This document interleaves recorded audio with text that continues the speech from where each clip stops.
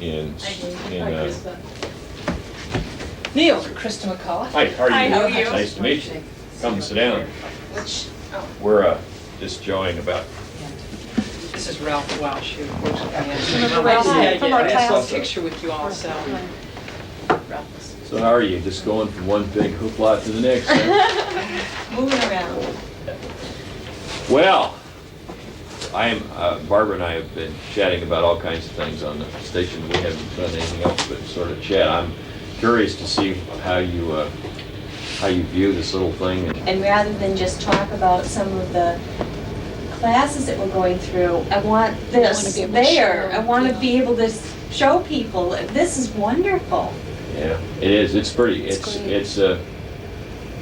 When you just talk about it, it doesn't seem like it's quite as neat a deal. But when you begin to recognize how big it is and what it is and what it's going to do, it has a big impact. I think this thing is going to come off really neat. The advantage that you're going to have with it is the fact that you can let the pieces float around in the cabin. Tell me what I guess I sort of understand what you're going to do with this thing. Are you're going to take it apart and put it together in front of cameras, or are you?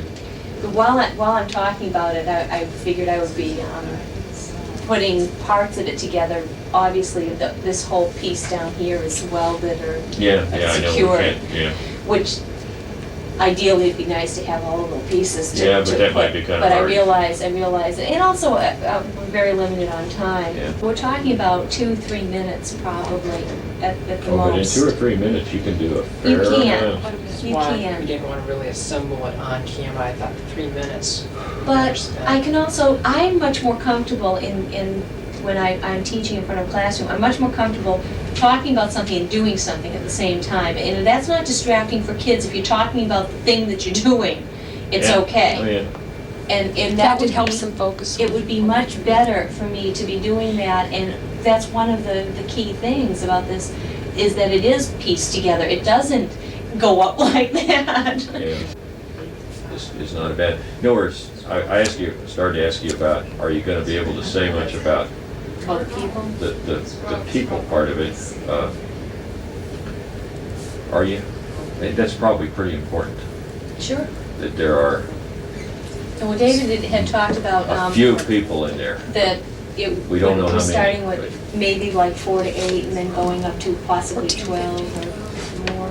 We might be able to squeeze 8 out of depends on how many of these modules we end up building. The electrical generation and conversion activity generates heat, and so we have to have a radiator system to get rid of the heat on this part of the ship when it's up there flying by itself. And so the first launch takes up a little electricity, it takes up a little heat rejection. It also will take up an attitude control system. There will be computers and it'll have a couple of those antennas we were talking about, because it has to be self-sufficient. We've got to be able to, and we'll fly it from the control center over here just like we would an unmanned spacecraft.